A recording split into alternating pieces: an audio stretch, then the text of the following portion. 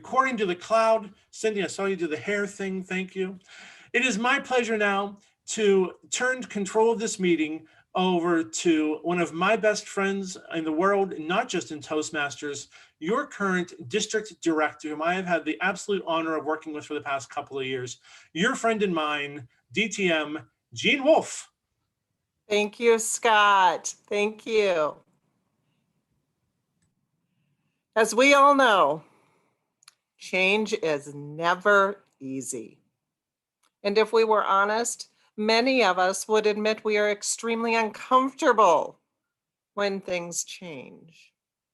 Even as I deliver this introduction, the world is dealing with changes that we have never seen before and may never see again. Our keynote speaker for this session, Mark Brown, understands this all too well because his life has been a series of changes.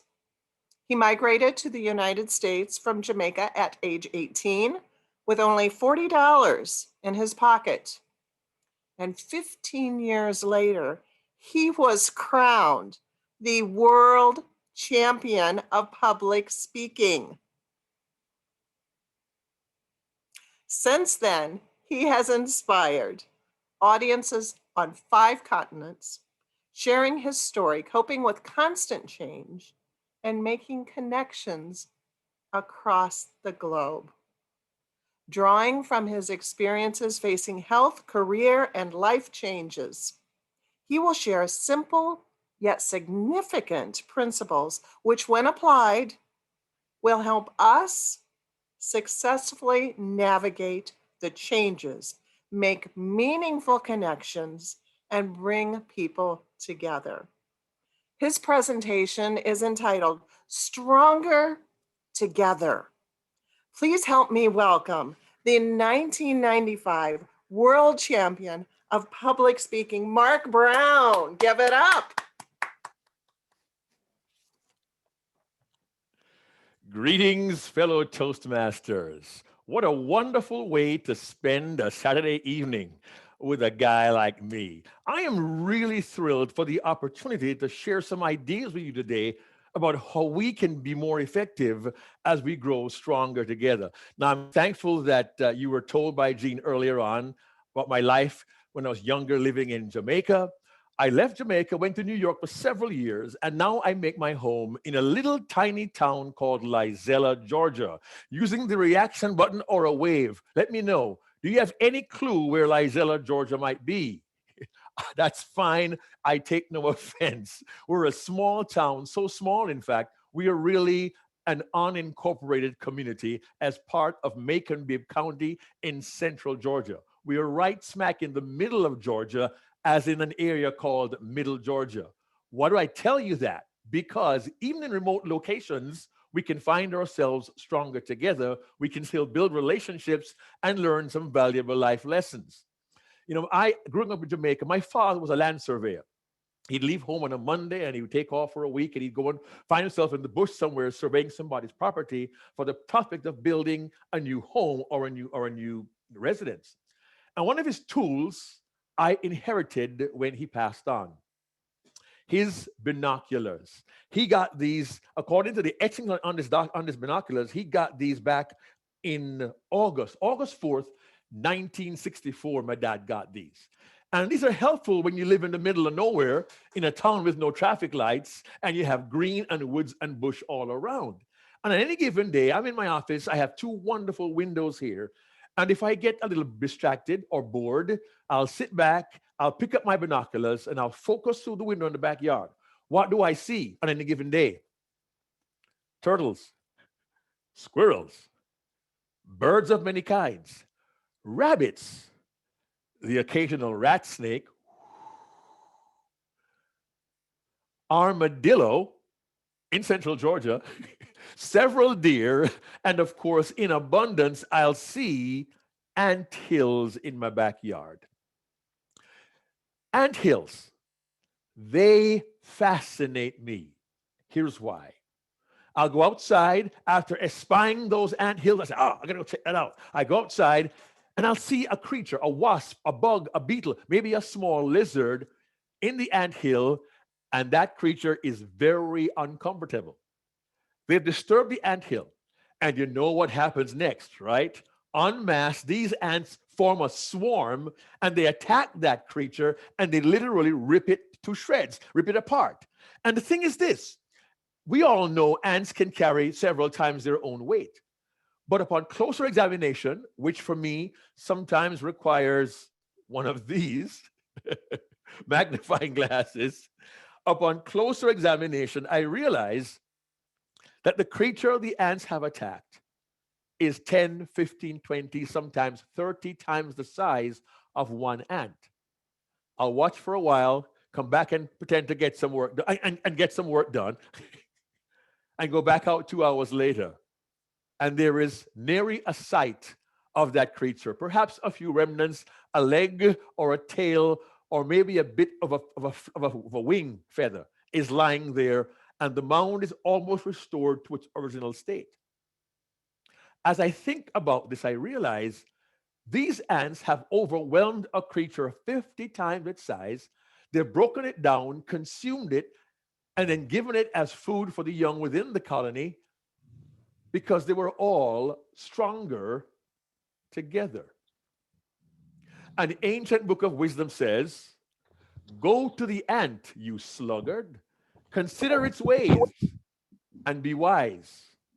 I think to myself, wow, go to the ant, consider its ways and be wise. These ants, when they work together, they are stronger together. It's a simple analogy, nothing new, nothing outlandish, nothing earth-shattering for you to consider this evening. But it occurred to me that Toastmasters are stronger together when we think in terms of the community that we can build, should build, are building, and maintaining, just as the ants have built a community that they maintain when everyone plays their part and everyone does what they need to do for the survival of the community. I looked at ants, I looked at bees, and I understand they have different kinds of bees and ants that serve different purposes. You have workers, you have drones, you have those who tend to the queen, and who doesn't want to be a queen bee once in a while, right?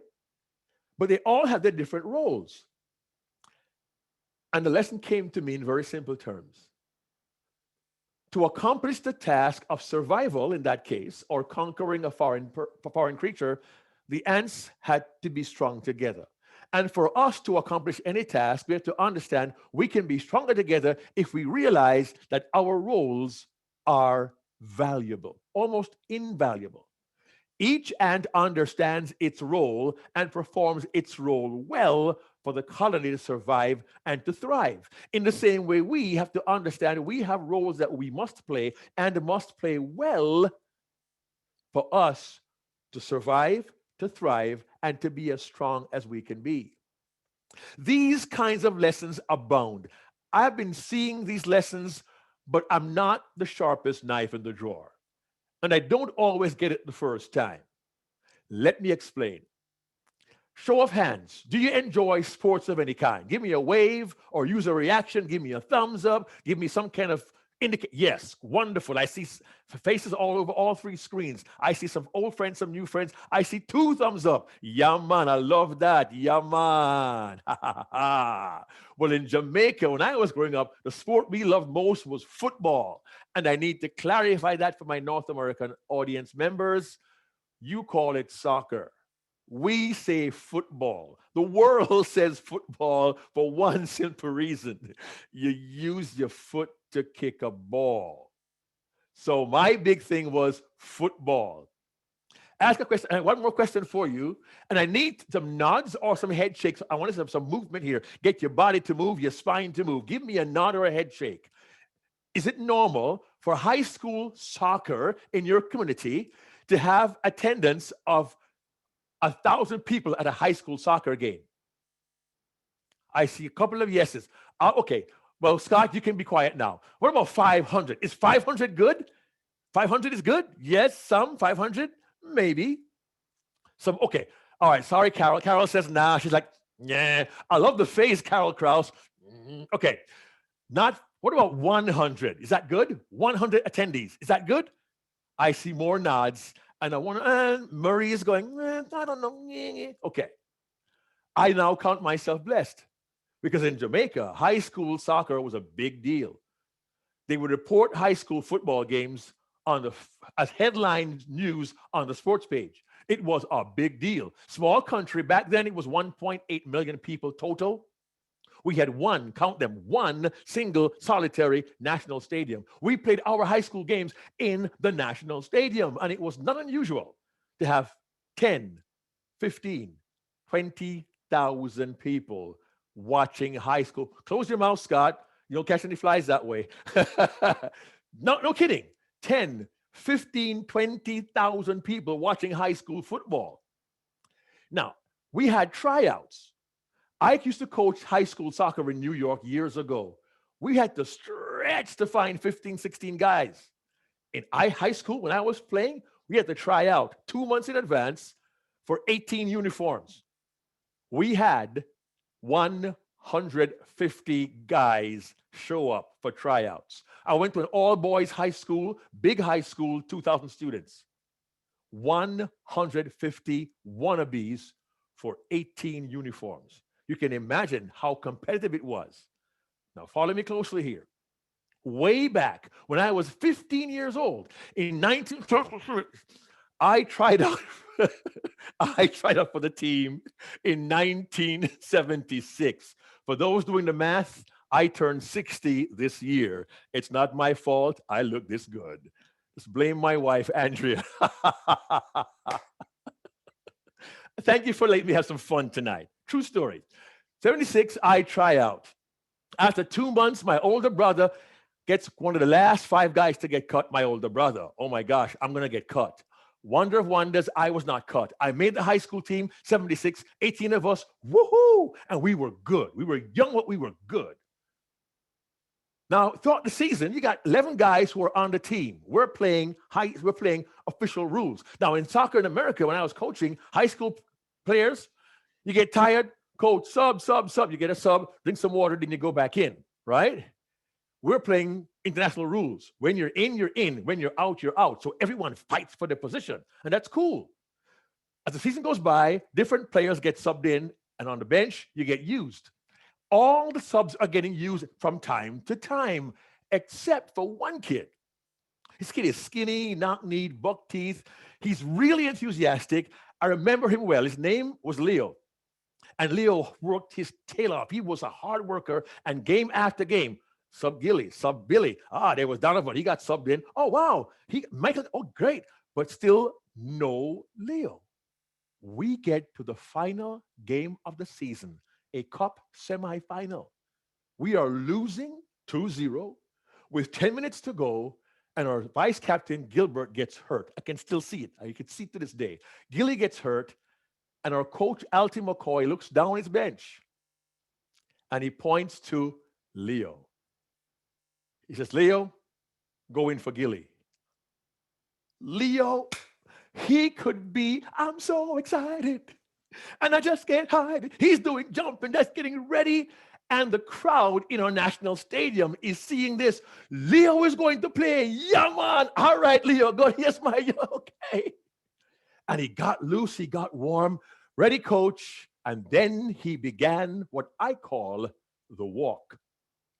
The bench was located up against the wall right by the grandstand, which meant Leo had to walk down the angled cycling track, across a long jump pit, across 8 lanes of running track to get to the sidelines. And he got there, and the official said, what's going on, son? I'm going in for number 5, Gilbert. I'm going to be a sub for him. Referee says, no, you're not. He says, why? You can't go in now. I'm here for a sub. We can't sub you. What do you mean? Call your coach. He waves to coach.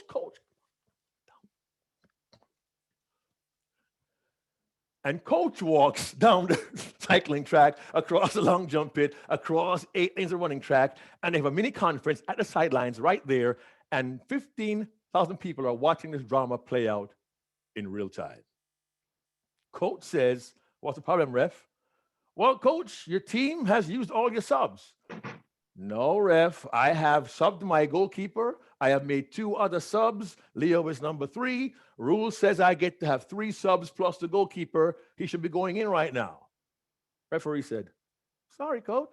You got the rule wrong. The rule said you get 3 subs, including the goalkeeper. You subbed your goalkeeper. You subbed 2 other players. That's your 3. This kid's got to go back to the bench. I'm sorry. Rules are rules. Let's go. And Leo turns around. I can still see it. He turns around and he sees 15,000 people there.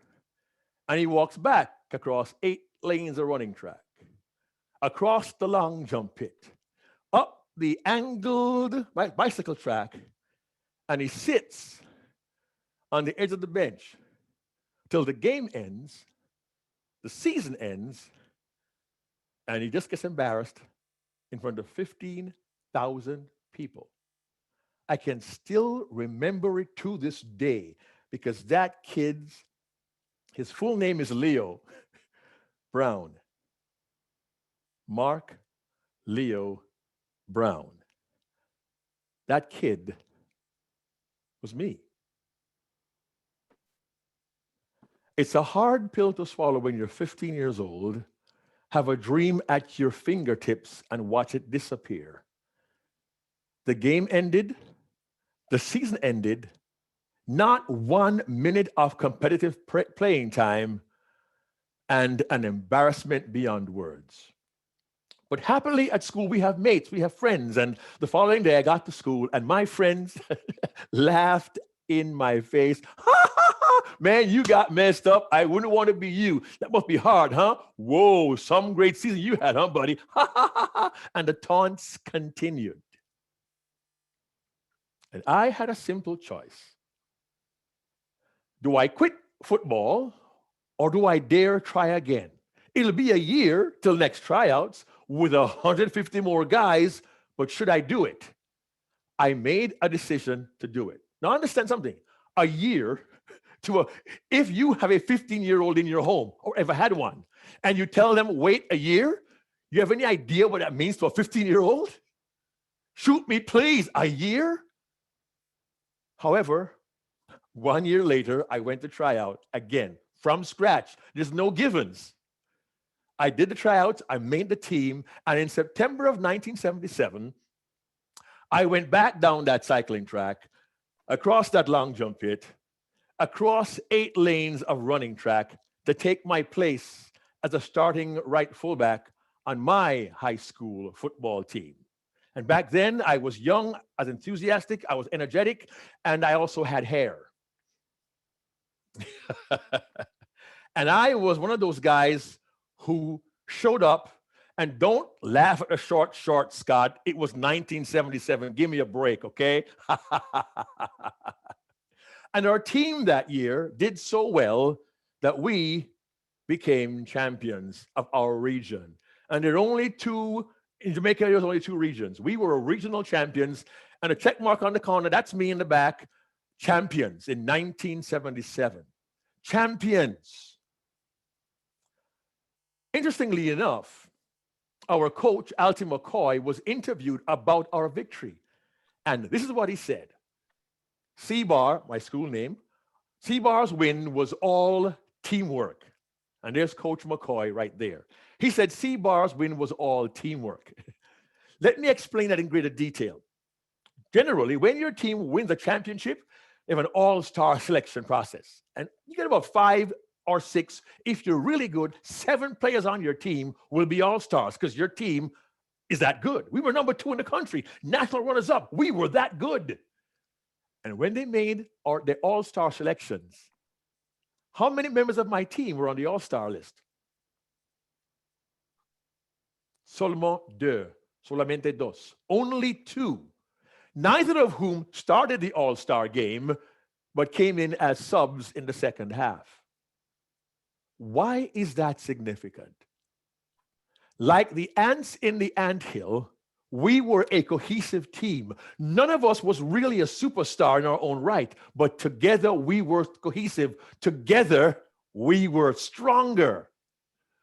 Here's the best part. I didn't get this at the time. I had to learn this later. Like I said, I'm not the sharpest knife in the drawer. It took me a while to figure this out. My utter disappointment in 1976 didn't reveal a significant truth. I was a sub. I didn't get playing time. I had to practice and work hard. But as I played my role during those practice sessions, my teammates got stronger.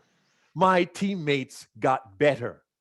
My role was to help my starting players become better so they could be champions. And in the process, unbeknownst to my 15-year-old brain, as I helped my teammates get stronger, I got stronger. Why is that significant to you? Because you may not view your role as being very significant on your team. Raise your hand, give me a wave if you have ever said or heard someone say, I'm only the sergeant at arms. Be honest. Give me or use a reaction button, whatever. I'm only doing table topics once every 6 weeks. I strongly urge you to remove the word only from that description. Every role is important.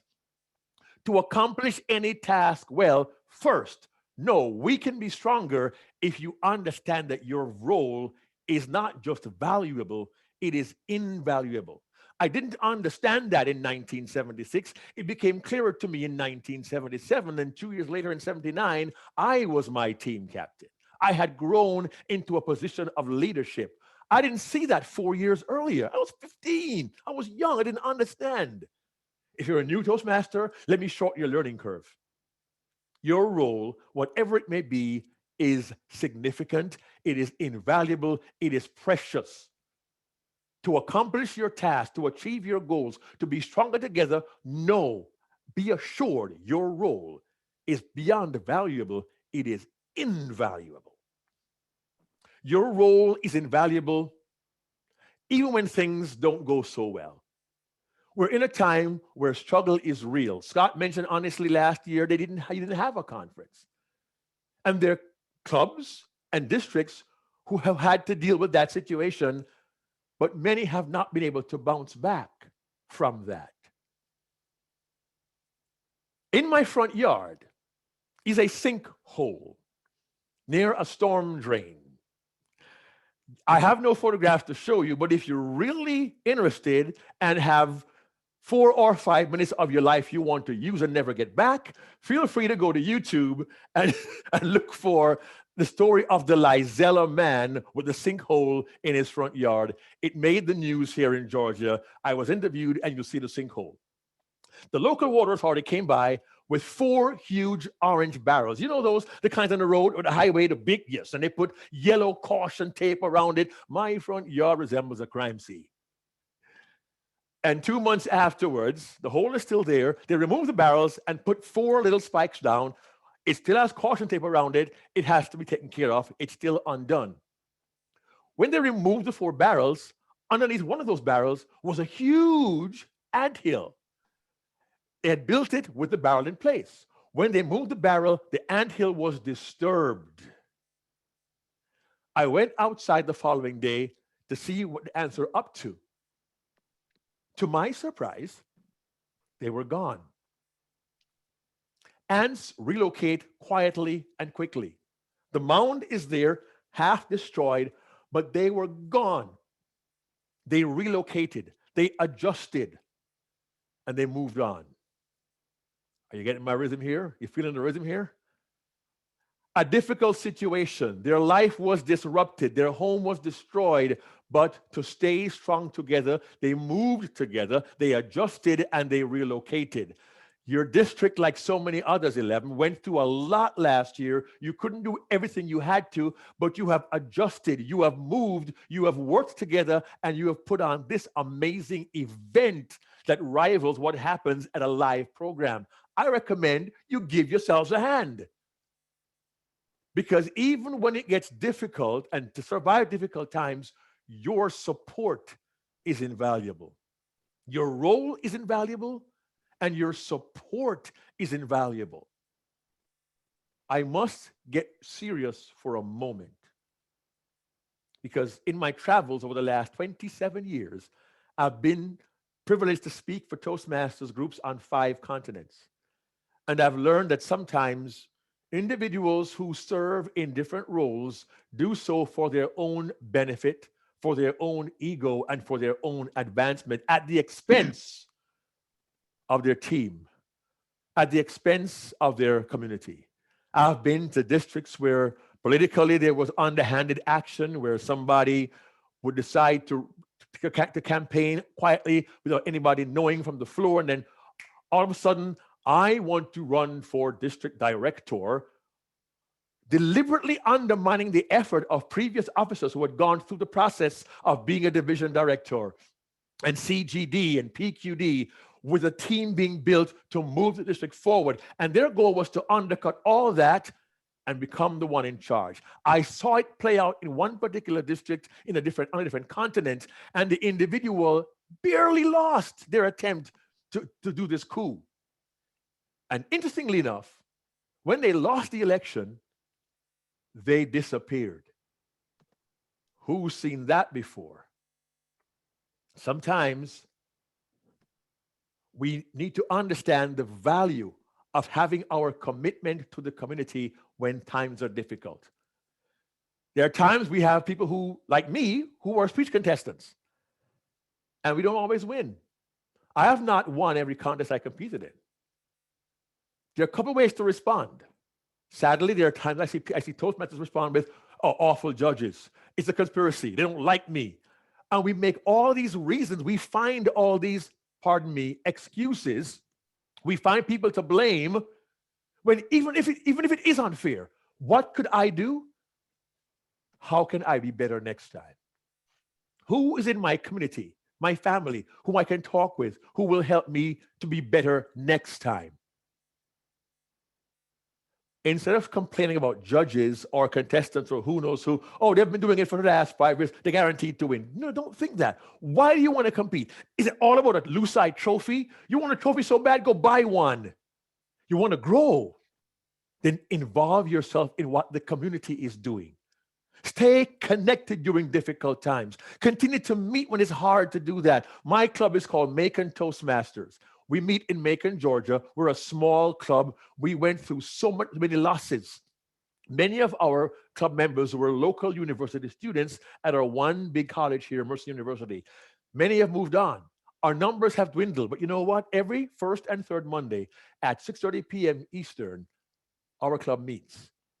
I've been an evaluator, I've been Toastmaster, I've been humorist, grammarian. I play all the roles. I say yes to everything. And yes, I'm a dues-paying, card-carrying member of Toastmasters International, and my membership has not lapsed since 1993. Not a brag, but a confirmation of the value I place in this organization, and by default, in you. An idea for you, contestant who was not one, who may have even felt cheated. Rather than focus on that, build your community by helping someone else who's advancing. There are times we learn even more when we teach what we know. We can learn even more when we teach what we know, because we're not learning more about a topic per se, but we're learning more about ourselves.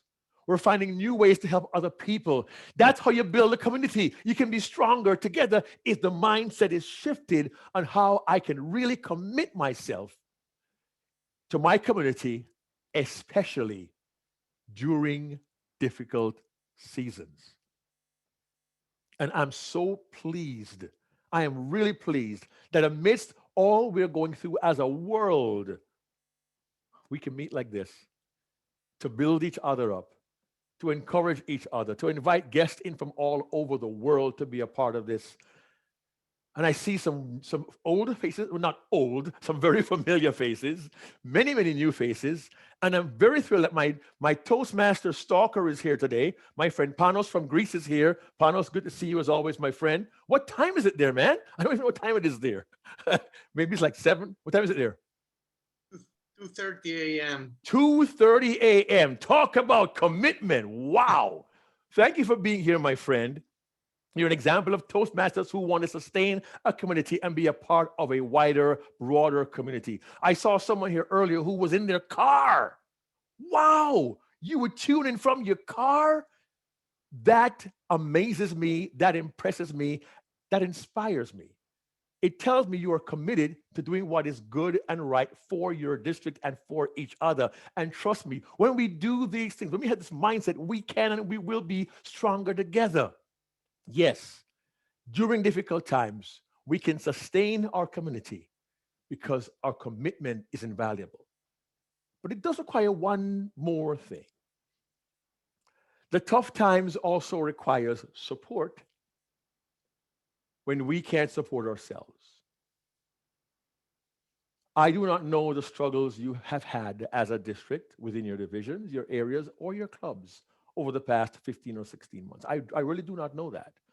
I do know struggles here locally in North America, in my own club in Central Georgia, and I've heard from other clubs and districts, having had the blessing of speaking to several districts in the last 12, 13, 14 months. And I realize that tough times hit all of us. And for this reason, I shouldn't say and, for this reason, I'd like you to consider yourselves, yes, a community. Yes, a brotherhood / sisterhood, but in some ways, a family. Another ancient book of wisdom says a threefold cord is not easily broken. With whom can we lock arms and form those knots that we can build to sustain and to uplift people who are going through difficult times? I want to intersect community and family for a reason, and I believe you'll see my point when I get clear on this. Family to me is of utmost importance. My family consists of my wife, Andrea, and we have 3 wonderful brats, children, who are no longer children. My youngest, David, is 26 years old. He lives here in Central Georgia.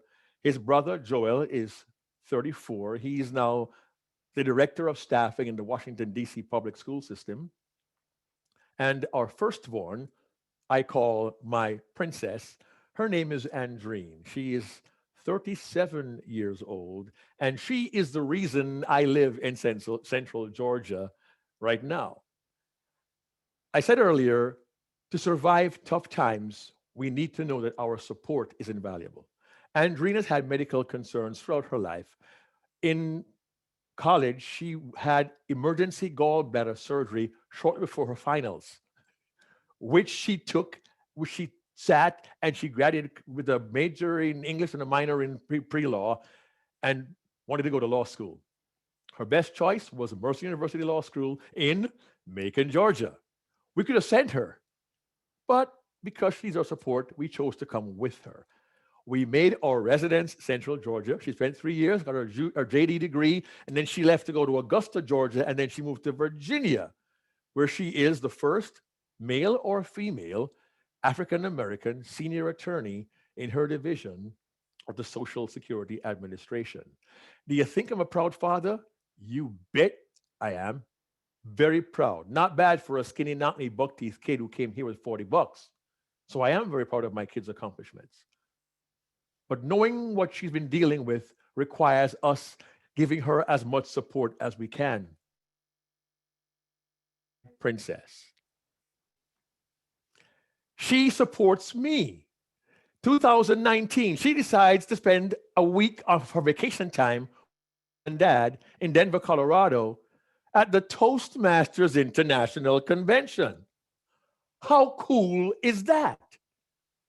What you may not know is my daughter was diagnosed a few years ago with multiple sclerosis, which is a very debilitating disease, which can really wear you down.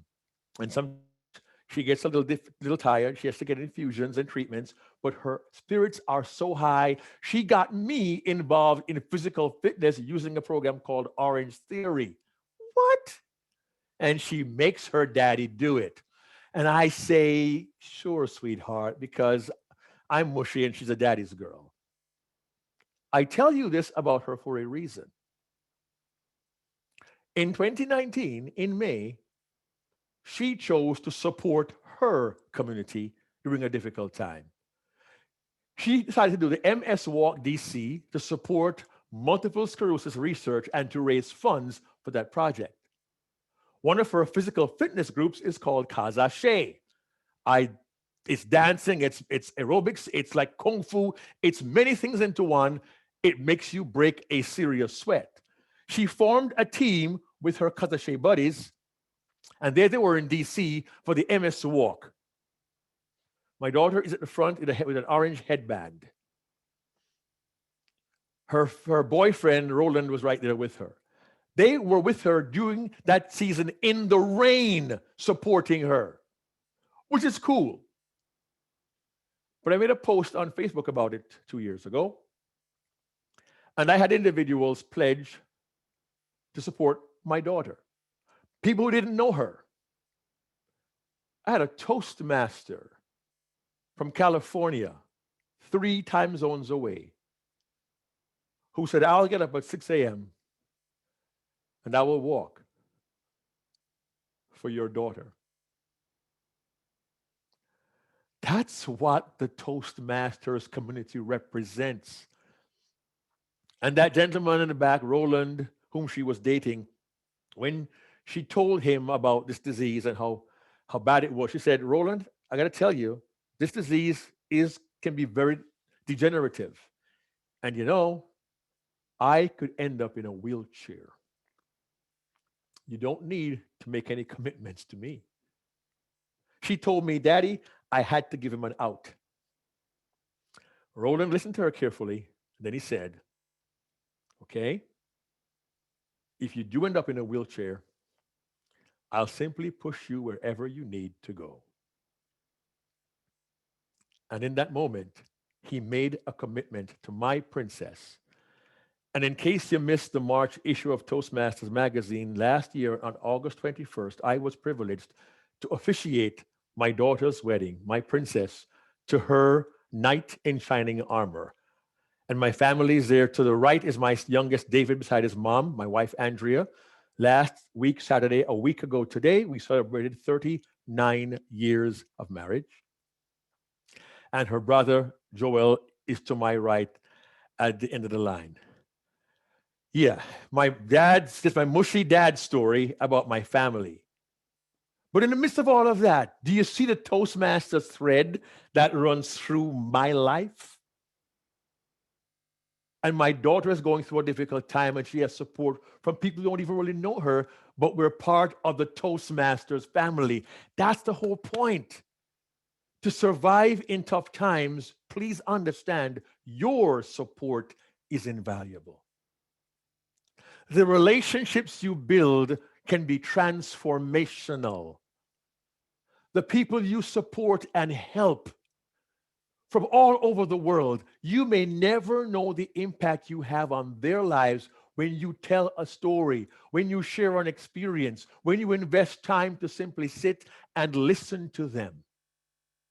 Think of all the individuals who have come to you who thought to themselves, I have this project. I don't know if I want to do it. If I can do it, I'm busy and that. But you give them one small word of encouragement. Better yet, let's flip the script. Show of hands or use a reaction on the screen. Can you remember when a Toastmaster encouraged you when you wanted to quit, when you were going through a tough time, when maybe you lost your job or had to relocate, had a devastating family loss or an illness, and your Toastmasters were there for you? Oh, that's what a community does. And that's where community and family intersect. And if you haven't yet done so, I would like you to think of your Toastmasters community in terms of how you can be a family, like that threefold cord, be able to build long-lasting relationships. I went back to the ants earlier. I want to go back to my soccer team, my football team. I want to go back to Alty McCoy, that head coach who said our win was all teamwork. I first met him in 1975. I first played for him in 1976. Do the math. That was 45 years ago. Alty McCoy is now 76 years old and has succumbed to glaucoma and he can't see anymore. But every 10 days or so, my mobile device will chirp, I'll hear a ring, And I'll go to my phone, missed call. I go, missed call. Oh man, missed call. The missed call has come from Altie McCoy, my head coach. That was April 21, 3 days ago. 45 years ago, I was some skinny snot-nosed kid who wanted to play football. And 45 years later, we have built a relationship based upon our football family. There are players like Dave Stewart in Jamaica. We talk on WhatsApp. Peter Mattis, New York. His wife was a healthcare worker who succumbed to the virus several months ago. We still talk.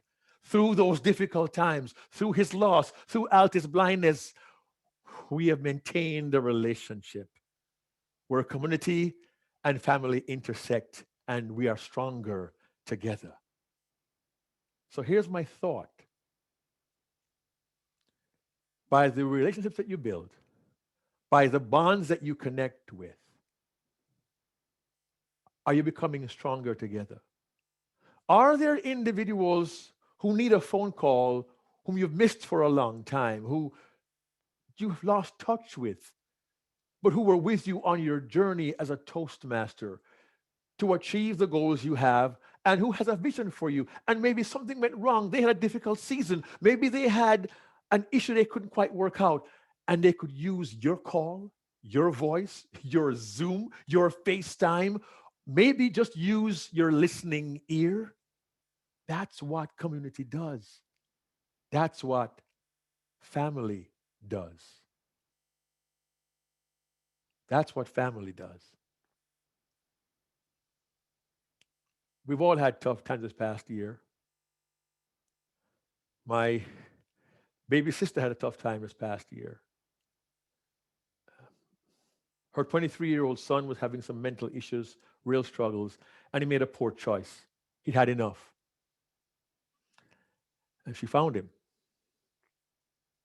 down in Florida, West Palm Beach. And we went to say our final goodbyes in a show of support. And the idea of community really hit me. Now, my sister isn't a Toastmaster, but what happened with her and our family reminded me of the power of the community at large. Let me be clear. Yes, we are Toastmasters. Yes, we can be stronger together.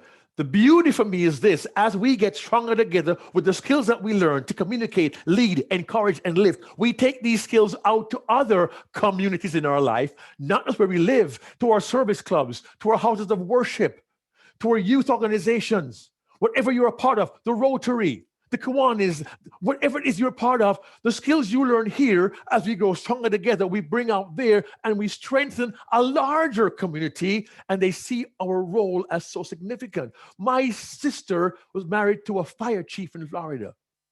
When we said goodbye to Dre, firefighters turned out en masse.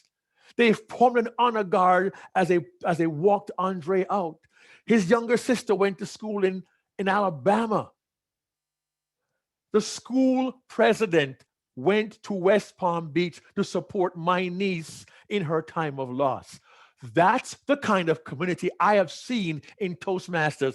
That's the kind of community where somebody 3 time zones away will say, yes, I'll wake up in the dark and I will walk to support you and your daughter in her drive to serve the MS community. My daughter had made a pledge of $3,000. She made $9,000, thanks in part to the community, which became family of Toastmasters. That's the power you and I have to connect, to intersect, to lift, to support, to strengthen those of us who are fellow Toastmasters, and to take it beyond the Toastmasters world. Your impact is not within your club or your area, your division, and your district alone, or even the Toastmasters world alone. The impact you have because of this community, this family, global. That's my message. The key is, can we be family? If we are family, I'm convinced we can and will go stronger together. I encourage you to keep learning, keep studying, keep keep growing as presenters, as leaders. Use these skills to change your world. And I can't be with you every single day. I can't be with you for more than an hour today. I want to offer you something to help you become better. Some here are aware that I have partnered with Darren LaCroix, the 2001 world champion, to produce the weekly Unforgettable Presentations podcast. Is anyone here familiar with that podcast? Anybody? A few. I think Scott kind of likes us. He's been a fan of ours for many, many years. Here it is. Just scan this QR code and get our previous 87 episodes. We unpack some very key techniques and skills, ideas and concepts to make you better communicators. And we interview Hall of Fame speakers from all over the world who will help you and I become effective. Back in 2019, we had Jia Zhang, the man who got rejected. We had him as a guest many, many months ago. Scan the QR code and watch. I want to give you something else. I want to give you a free MP3, 5 keys to live the life you want. Simply scan that QR code. It's a gift of mine from me to you, and I'll send you updates every week or so. Feel free to enjoy and embrace. It costs you absolutely nothing. There may be others among you who are looking beyond Toastmasters to take your speaking to a new level, to be professional. If that is your goal, please, let's have a conversation. Scan this QR code to get information. I'm selling you nothing. I'm sharing with you a chance to learn about what I do. I coach speakers for a living. That's my full-time job. And I love to do this as well. If you're interested in upping your speaking game, simply click that QR code and join me. I share that with you because I want you to understand I've spent 27 years learning these techniques, and I want to share them with you. I also want to leave with you a final thought. Yes, we can and will accomplish so many things well if we understand that our role is invaluable. We will sustain our community if we understand our commitment is invaluable. We will help each other through the tough times when we understand that our support is invaluable. And we will build lasting relationships if we understand that community can intersect with family and be really effective. To that end, I leave you with one more thought about family. My family you have met through the photographs earlier, my daughter's wedding, and again, the article I think was published last month in the magazine about doing her wedding. But I look back over the years at how meaningful family has been to me. 1994, I had my first speech contest. In 1995, of course, as you know, I was able to win the world championship, which was one of the most amazing highlights of my life. And I vividly remember that when it was all done, my family joined me on stage and held my trophy. There she is, we're holding the trophy. There's Joel, who was about 9 at the time, and little David, who's now 26 with mom. And I have no explanation. I have no explanation, no excuse, no reason. I can't tell you why my face looks like that. The good news is it didn't stay that way. I understand maybe somebody here was there for that event. I'm not sure. But my family and I were really celebrating. And in that moment, my daughter pushed a greeting card into my hand. Envelope was sealed, and I put it in my jacket pocket very quickly. I didn't have time to look at it. We got back to our hotel room in San Diego at the Town and Country Hotel. We had flown from New York 5 hours to get there. I took my jacket off and I felt, the card, yeah. I unsealed it. Thankfully, no paper cuts. Congratulations, Daddy, we knew you could do it. My daughter had signed it, Joel had signed it, and David had scrawled on it. I said, honey, look, the kids gave me this card. Isn't this awesome? She said, baby, listen to me carefully. I'll explain. No, the kids gave me this card. Baby, listen to me. Shut up. Okay. The kids bought that card. They found the card and they bought that card at the Hallmark store with your money. And they wrote in it, congratulations, Daddy. They signed it. They put the card in the envelope and they sealed it before we left New York to come to California.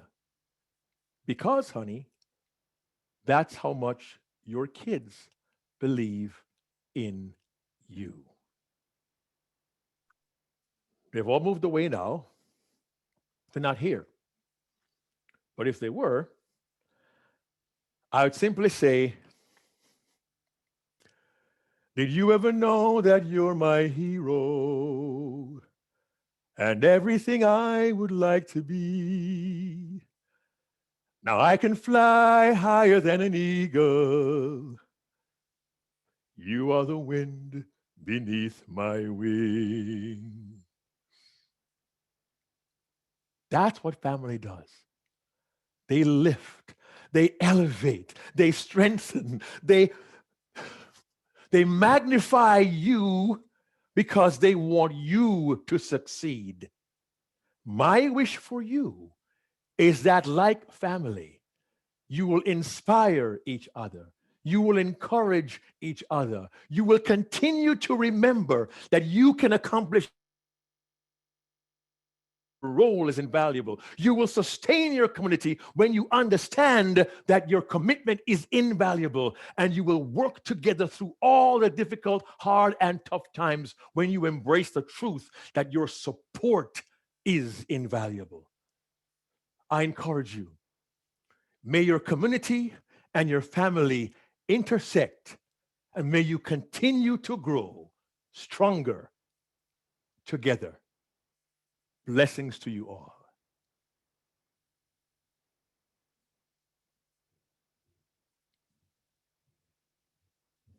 Thank you, Mark.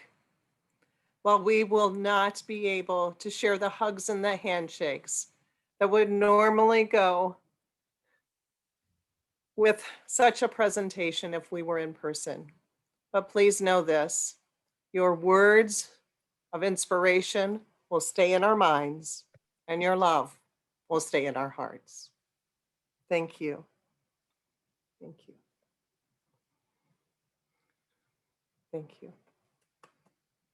Applause, please. Unmute those microphones.